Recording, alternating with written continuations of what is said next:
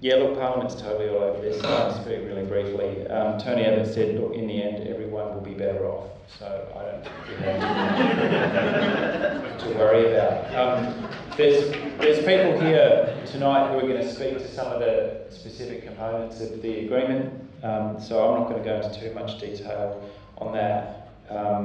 Following on from the previous speakers, I guess everybody's going to acknowledge this. We don't know what is in the damn thing. It's tricky. We're campaigning in the dark.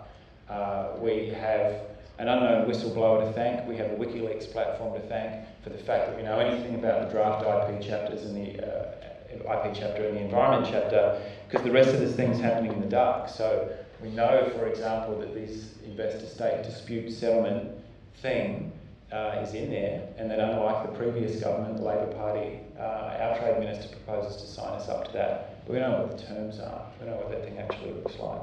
So that is tricky. However, on the plus side, I'm going to speak with a little measure of optimism, because I suspect a lot of the stuff tonight's going to be a little bit dark. Rumours thrive in a vacuum. They've left us with a vacuum. People will fear the worst. I fear the worst, because they've been so opaque about this thing. That gives us a great campaigning range. So let's bear that in mind as well. Because there are people here with a lot more expertise who've spent more time reading the nitty-gritty and more history of this than me, I think I'll just focus mostly on the politics and the campaign ideas. It's been underway for a while. When push comes to shove in terms of votes in the Parliament, you'll have to be aware the Labor Party started this thing. They started the negotiations. They got us into this mess. So when it comes to numbers and votes on the floor of the Parliament, we're going to be pushing this a little bit uphill.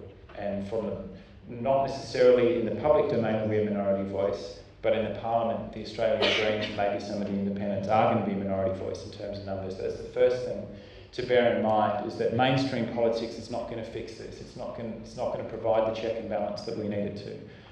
We'll do everything that we can. I notice my Senate colleague, Senator Rachel Siewart's here, so you're well represented in there. I fear we may not have the numbers for all of the things that we're going to need to do. So that's my first message. Waiting for Capitol Hill to fix this and just hoping that it's all the best is going to fall out of Canberra. Not on this one. Not on this one. Not on many things, actually. The other thing, I guess, to bear in mind in terms of the secrecy and where this is coming from is this is driven by the trade bureaucracy. This is not necessarily even driven by the executive. So the politicians' turnover and the kind of bureaucratic backbrain that's running below the surface just keeps on churning, and new raft of ministers show up and the machine just keeps on rolling. So what we do know, of course, is that yes, the Labor Party started this and got us signed up to it. They also were on the record as saying they weren't going to support the chapter on investor-state dispute settlement. So they weren't going to allow themselves as elected politicians to be sued by Monsanto and Chevron for doing things that these corporations didn't like. So there was one check and balance there. That's now been taken off the table. And we believe Andrew Robb has said black and white that that will be in there, that Australia is actually up for that. So that's something to bear in the back of your minds, that elected politicians are now proposing to cede what sovereignty they believe they have. And I suspect Robert and Selina have quite different ideas about the sovereignty that they believe they have. But as an elected government, ceding those powers that you are given as an elected member of the executive to foreign corporations is actually a really big deal. That you would take that power and you would transfer it offshore. There's a whole section in the Constitution for it, Section 44. Section 44, from the constitutional expert in the room. I don't know what that is, but that is good to know. So, Noam Chomsky, in a really interesting transcript from a short while ago, has pointed out it's not actually a trade treaty in the way that we would tend to view them. It's an investor's rights instrument. It's about protecting and privileging the rights of investors over the rights of everybody else. So that's another thing to bear in mind. And the last thing I think we need to dissolve is the idea that this is really an agreement that's being driven by countries. Very few of the politicians who are in the Liberal Party or those in their Labor predecessors have seen the agreement. The deal is being written by the trade negotiators and the representatives from the corporations themselves. They are the ones who write the draft text and get them inserted into the draft chapters. It's the lobbyists. So when you see, if anybody's taken the time to go through the marked up chapters that were leaked through WikiLeaks, you'll see Australia disagrees with this. United States negotiators want that. Vietnam wants this. The countries themselves are actually only a proxy for the individual corporate interests who are driving the agenda and writing the draft text. So you and I don't get to see this stuff, but the representatives of Amatil and the Hollywood Industrial Complex and the gas corporations, they actually have the draft text. They know what's in there because they wrote the damn thing.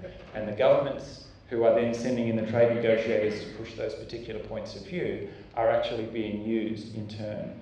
So that's the other thing. You kind of take the national flags off the table just for a moment and imagine this thing is being written by the corporate interests themselves and then run through democratically elected parliaments, in not all places obviously, but in many, who are then being asked to cede powers to the very corporations that are drafting the agreement. It's creepy. The main stuff that I think people will deal with in a bit of detail, there's a lot of material online. I encourage, somebody's left the leaflets up here, AFTRNet, very good stuff, Australian Fair Trade and Investment Network, good stuff. They've been working on these issues for as long as I've been involved in this stuff, and they've got some very good researchers working for them. But basic stuff, and this is where we can start turning to campaign tactics, an assault on the pharmaceutical benefits scheme. You know, the United States doesn't have anything like that, which is why basic pharmaceuticals cost between 3 and 10 times as much as they do here. The US has some of the worst health statistics in the OECD. The safety net that we have in Australia, with our vestiges of social democracy, don't exist in the US, and that is the battering ram, the TPP is the battering ram that's being brought to bear on that PBS. Just things like patent extensions on drugs so that you can't get cheaper analogue drugs onto the shelves. You know, very real impacts on ordinary people. That particularly impacts people on low incomes. Food labelling. What if Monsanto doesn't like the fact that you've said this food product contains shit that nature does not know? You know, invented, fabricated molecules or transplants, and did you know these tomatoes have scraps of fish DNA in them? Well, you know, maybe that's the kind of thing that won't be possible to do anymore if that is seen to be a barrier to trade or an infringement of the rights of these corporations. The IP chapter, which we've now seen 2 drafts of through WikiLeaks, talks about copyright extensions, making things more expensive, software, you know, movie products and that kind of stuff, but also proposes to turn your internet service provider into the copyright police. They're going to need to watch all your traffic to see what you're doing with season 4 of Game of Thrones. And they're going to need to investigate very deeply what it is that you're downloading so that they can shop you in to Hollywood. So the ISPs themselves as an industry are concerned about this stuff. This is all happening behind closed doors. And the big one, of course, the idea that corporations should be able to sue governments is not theoretical. It happens already under NAFTA, which is the agreement that's signed in North America, and it's happening here. Tobacco industry is presently suing the Australian government over cigarette packaging. I find those things gross, the lungs and the eyeball one and the foot thing, really gross, and the tobacco industry doesn't like it very much either. And we're being sued through a really quite obscure trade agreement with Hong Kong that we signed that contains investor-state dispute mechanism in it. And that proposition is to elevate that so that we can be sued in a foreign tribunal. That's not legislation that would need to pass through the Australian Parliament, but suddenly the actions of the Commonwealth Government on down could be brought into dispute in international tribunals. I'm going to vote for that. So what should we do about it? Looking around the people in this room, I see a room full of campaigners and practitioners already. I gather that there's not necessarily, because I don't know, Karun, whether the full-page ad in the West ended up happening or not, did it? So, understanding that it's a room full of people, you're probably dealing with a whole pile of other campaign issues and you've been brought here because this thing maybe appears to affect the work that you're doing. So that's a strength. It means that we, in this room, have to carry the message about this particular agreement back into all of our other campaigns. If you're working to support Steve Marsh, if you're working on fracking, if you're working on marine protection, if you're working on climate change, if you're just trying to keep medicines affordable for people on low incomes, then those campaign groups that you work with need to hear about this agreement. And that's why a gathering like this is so important. I think we also need to use it as a unifier. Has everybody heard of March in March? Yeah, okay, the whole room. See, I knew I was talking to a room full of practitioners. So that's a unifier, right? Like, there are a whole pile of people really pissed off at the appalling way that this federal government is behaving. This thing's kind of bubbled up from the grassroots. Something like the TPP, which bands together a whole heap of different campaigns and ultimately affects all of us, can be also used as a unifier to bring people together. And we realise that this octopus that we're confronting, we're all working on the same campaign. You just have to scratch the surface. It's not immediately obvious, but I think that's why the words that you opened the room with tonight are so profound. These issues are all connected. It's about power, and this is a very, very naked grab for power at the expense of ordinary people right across the place. And if you think that this is scary for a wealthy country like Australia to be contemplating, imagine what activists in Vietnam must be thinking about this kind of stuff, that people working right around the world in situations much less fortunate than ours, who are confronting the idea of being sued by corporations that are worth more than their GDP. That is a sobering thought indeed. So using it as a unifier, and the reason I'm raising March in March is that that is the kind of thing that will bring us into contact with people from right through the community working on all kinds of different issues. The TPP campaign can do that. We have to somehow work out how to deconstruct the language, stop talking in acronyms and break it out into plain English. How do you feel about more expensive medicine? How do you feel about software being 3 times more expensive here than it is in the United States? Really breaking it out for people. I'm sorry? I said, who really buys software these days? I'm speaking as I do. Well, you're kind of a fool, Scott. Oh. Ever heard of open source?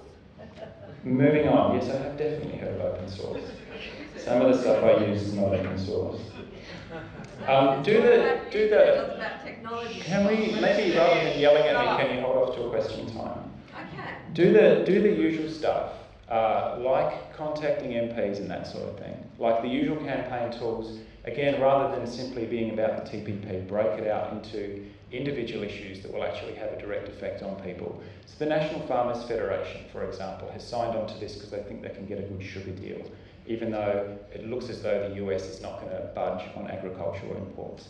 Why are farmers signing up to this thing? You know, I think we have all sorts of niches in between us and the people we know and the people they know. I think we've got a very strong campaign message and we can work with some unusual allies on this stuff. And the last thing, I guess, is to just take advantage of the way that the campaign is rolling out and the fact that we might actually be on the front foot, even though it doesn't necessarily feel like it in Australia. Our allies and colleagues and brothers and sisters in the United States are making really major progress on this, and President Obama is not having it all his own way in Congress. So we do have allies across the world. This thing was meant to be signed off in December, and it wasn't. It's meant to be signed off in February. Maybe it won't be. They're actually on the back foot, and make the most of the leaks. You know, somebody has put their career and potentially their lives on the line to put that stuff into the public domain. It is the last thing the negotiators want, is to see that stuff out in the public domain. So share the hell out of it. Make sure that everybody you know and everybody they know gets the benefits of the fact that this material has been leaked in the first place. And remember that we're global. Yes, this transnational industries are global, but so are we. You know, we have friends all over the world, in our region, right across this country, working on this stuff. And every day that we delay, because it was meant to be signed already, makes it more fragile, makes it less likely that it's going to get signed. So your individual action, your phone call or your petition or meetings like this might not feel like it's going to knock this thing over, but I think actually collectively we're on the edge of the wind. Does anybody remember ACTA? Dead. You know, a lot of the language migrated across into the TPP. MAI, that was the first one of these that I came across. Is that like 98? Yep. Dead, gone. So these things keep, you know, they always come back with another chapter. We're always going to have to step up and fight it. But actually, the people who want to write these things and wield power in this way haven't had it all of their way. We have had some significant wins, so I'll leave you with that. And thanks very much for all being here.